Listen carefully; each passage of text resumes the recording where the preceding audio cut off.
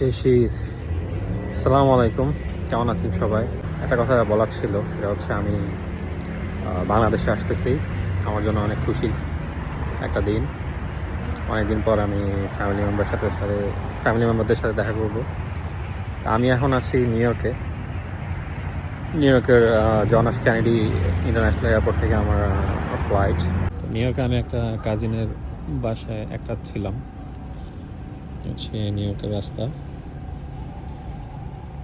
তো এখন আমি এয়ারপোর্টে যাচ্ছি।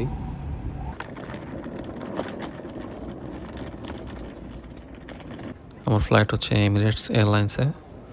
তো এমিরেটসের কাউন্টারের সামনে বোর্ডিং পাস নেওয়ার জন্য সবাই দাঁড়িয়ে আছি আমরা। বোর্ডিং পাস নিয়ে টিএসএ সিকিউরিটি চেক পার হলাম। তারপর এখন যাচ্ছি প্লেনে উঠতে। তো প্লেনে ওঠার জন্য যখন ওয়েট করতেছি, আমার আশেপাশে বিভিন্ন ভাষাভাষীর লোকজন। তো আমেরিকার একটা ভিন্ন চিত্র, যে এখানে শুধু ইংলিশে কথা বলে এমন মানুষ না, অন্যান্য অনেক মানুষজন আপনি দেখতে পাবেন। সবাই একসাথে আমরা এই টানেলে হেঁটে হেঁটে যাচ্ছি প্লেনে ওঠার জন্য।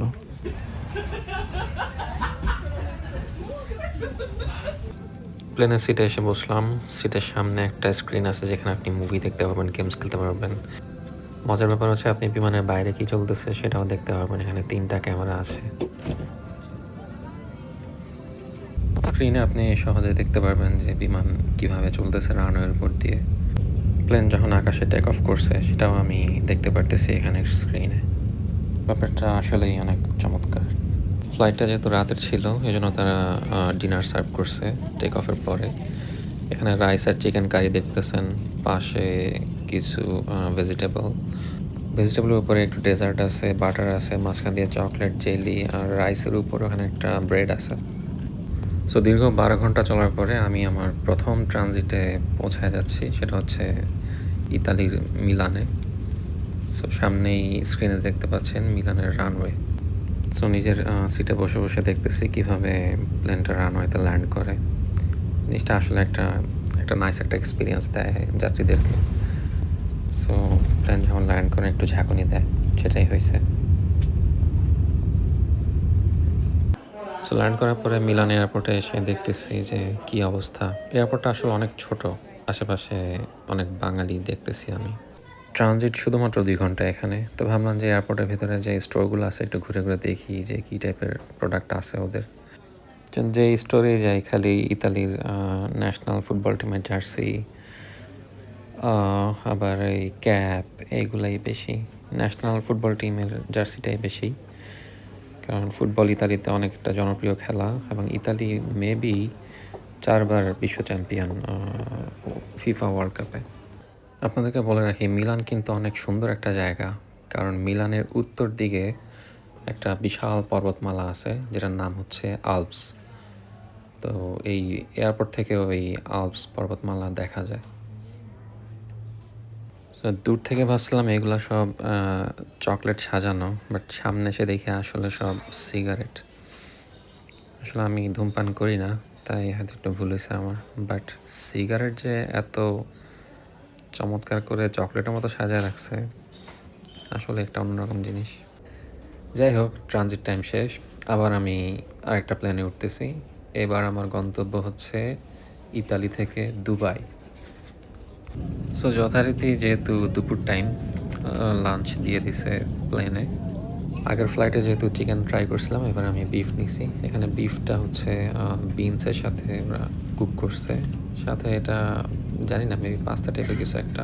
এখানে কিছু স্ন্যাক্স আছে, অরেঞ্জ জুস আছে, উপরে একটা ব্রেড আছে, মাঝখান দিয়ে জেলি, বাটার, ছোট্ট একটা চকলেট আছে। তবে সত্যি বলতেছি বিফটা অনেক মজার ছিল। 6 ঘন্টা জার্নির পরে দুবাই এয়ারপোর্টে এসে আমরা ল্যান্ড করছি। যথারীতি রানওয়ের সিন দেখতেছি আমি। বিমান ল্যান্ড করতেছে, ঝাঁকুনিও দিল, সেম জিনিস। দুবাই আমার লাস্ট ট্রানজিট, যেটা অলমোস্ট 4 ঘন্টা। তো প্লেন থেকে বের হয়ে আমাকে এই টার্মিনাল থেকে আরেকটা টার্মিনালে যেতে হবে। আর এয়ারপোর্টের ভিতরে এই যে খেজুর গাছ, যেটা আসলে দুবাই এয়ারপোর্টের একটা ইউনিক একটা ফিচার। ডিসপ্লেতে একটু চেক করে নিচ্ছি যে আমার ফ্লাইটটা কত নম্বর গেট থেকে হবে। আমার ফ্লাইট অন্য টার্মিনালে। সো এই ট্রেনটা ধরে আমি অন্য টার্মিনালে যাব, কারণ দুবাই এয়ারপোর্ট কিন্তু অনেক বড়, এই ট্রেন দিয়ে যেতে হয়। দুবাই এয়ারপোর্টে পৃথিবীর যত বড় বড় ব্র্যান্ড আছে, ওই ব্র্যান্ড স্টোরগুলো আপনি দুবাই এয়ারপোর্টে পাবেন। চাইলে আপনি এখান থেকে শপিংও করতে পারেন। এয়ারপোর্টে হাঁটতে হাঁটতে পাইছে অনেক ক্ষুধা, তো দেখলাম ম্যাকডোনাল্ডস। আমেরিকা আমি কখনো ম্যাকডোনাল্ডসে খেতাম না, বাট দুবাইতে আমি ম্যাকডোনাল্ডসে খাচ্ছি, কারণ দুবাই ম্যাকডোনাল্ডস আপনার হালাল, আমেরিকানটা হালাল না। সো আমেরিকানটা আমি ট্রাই করি অ্যাভয়েড করতে। আর এয়ারপোর্টে থেকে যখন আম্মুকে ফোন দিছি যে আম্মু আমি দুবাই এয়ারপোর্টে পৌঁছাইছি, ট্রানজিটে আছি, আম্মা করে বসছে একটা আবদার, যে বলে যে দুবাই থেকে পাউডার দুধ আনিস, কারণ দুবাইয়ের পাউডার দুধ নাকি মজা বাংলাদেশ থেকে। সো মায়ের আবদার তো ফেলতে পারবো না, 900 গ্রামের একটা নিয়ে নিলাম। এটা বাংলাদেশে গিয়ে চা খেয়ে দেখবো যে আসলে কি মজা নাকি এই পাউডার দুধ। ট্রানজিট শেষে উঠে পড়লাম বিমানে, এবার direct Bangladesh Shahjalal international airport. সবচেয়ে মজার ব্যাপার হচ্ছে এখানে অলমোস্ট 100% বাঙালি এই প্লেনে। আর মেনু দেখেই বুঝছি যে দুবাই থেকে বাংলাদেশগামী সকল বিমান বাংলাদেশি প্যাসেঞ্জারের কথা চিন্তা করে তাদের মেনুটা সাজাইছে। এবং মেনুর অপোজিটে দেখতেছি যে এটা বাংলায় লেখা। এটা একটু অবাক করা, আমি এটা আগে জানতাম না, বাট এই প্রথম আমি দেখছি। জিনিসটা ভালো লাগছে, তারা বাংলাদেশি মানুষকে গুরুত্ব দিচ্ছে। সামনের স্ক্রিনে দেখাচ্ছে কোথায় কয়টা বাজে, আর এদিকে খাবারও দিয়ে গেছে। আগের 2 ফ্লাইটে চিকেন আর বিফ ট্রাই করছি, এবার আমি ট্রাই করব বাঙালি খাবার। আর এখানেই দেখতেছেন মাটন খিচুড়ি, উপরে আছে কিছু ফ্রুটস, পাশে এটা হচ্ছে ফিন্নি, আর পাশে হচ্ছে একটা ফ্রুট কেক, আর নিচে একটা ব্রেড। মাঝখান দিয়ে যথারীতি চকলেট আছে, বাটার আছে, কিছু জেলি আছে। সত্যি বলতেছি খিচুড়িটা অনেক মজা হয়েছে, আমি অনেক এনজয় করছি। আর সামনে স্ক্রিনে দেখে নিচ্ছি যে আমার ফ্লাইটটা কোথায় আছে এখন। প্লেনে দেখছেন সব বাঙালি বসে আছে, কখন তারা দেশের মাটিতে গিয়ে পৌঁছবে। স্ক্রিনে দেখা যাচ্ছে যে আমরা খুবই সন্নিকটে ঢাকার, অবশেষে ঢাকার খুব কাছে চলে এসেছি। স্ক্রিনে দেখতেছি যে নিচে ঢাকার গাড়ি ঘোড়া, ঘর বাড়ি, গাছপালা। আসলেই অনেক ইমোশনাল হয়ে পড়ছিলাম যখন স্ক্রিনে ঢাকার চিত্র দেখছিলাম।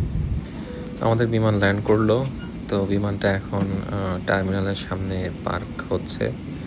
সামনের যে লোকটাকে দেখতেছেন স্ক্রিনে, সে 2 হাত দিয়ে নাড়ায় নাড়ায় পাইলটকে সংকেত দিচ্ছে যে কতটা সামনে প্লেনটা নিতে হবে। সামনের লোকটা হাত দিয়ে ক্রস করে দিছে, এর মানে হচ্ছে প্লেনটাকে থামতেই হবে। অবশেষে বিমান থেকে বের হচ্ছি, দেশের মাটিতে পা রাখছি। এয়ারপোর্টে ইমিগ্রেশন পার হয়ে অপেক্ষা করছি আমার লাগেজগুলো কখন আসবে। আমি 2টা লাগেজ তাড়াতাড়ি পেয়ে গেছি, বাট আমার 3rd লাগেজটা আসতে পাক্কা 2 ঘন্টা সময় লাগছে। অন্য সব যাত্রীরাই অনেক বিরক্ত হচ্ছিল, কারণ লাগেজ আসতে এত সময় কেন নেবে। আর লাগেজ প্রবাসীদের জন্য অনেক ইম্পর্ট্যান্ট একটা জিনিস, কারণ তারা তাদের পরিবারের জন্য বিদেশ থেকে অনেক কিছুই নিয়ে আসে। বিমানবন্দরের বাইরে আসার পরে দেখতেছি সেই আমার চিরচেনা ঢাকা, সারি সারি গাড়ি। ঢাকার রাস্তা দিয়ে যখন বাসে যাচ্ছিলাম, রাস্তায় কত গাড়ি, হর্ন, কত শব্দ, যানজট, একেবারে সেই আগে ঢাকায় চলে আসছি। আর ফ্রি ধুলাবালি তো আছেই, যেটা আমি একদমই সহ্য করতে পারি না। কিন্তু সব কিছুর ঊর্ধ্বে আমার মা, আমার ভাই বোন, আমার ভাগনা ভাগ্নি ভাতিজা, আমার পরিবার, যাদেরকে দেখার জন্য সেই 10,000 মাইল পাড়ি দিয়ে আজকে এই বাংলাদেশে এসেছি। শান্তিমতো সবার সাথে কিছুটা সময় পার করব, আর তারপর তো আমাকে আবার ফিরে যেতে হবে আমার সেই বর্তমান বাসস্থান আমেরিকায়। আশা করি ভিডিওটা ভালো লেগেছে আপনাদের। আমার জন্য সবাই দোয়া করবেন। আল্লাহ হাফেজ।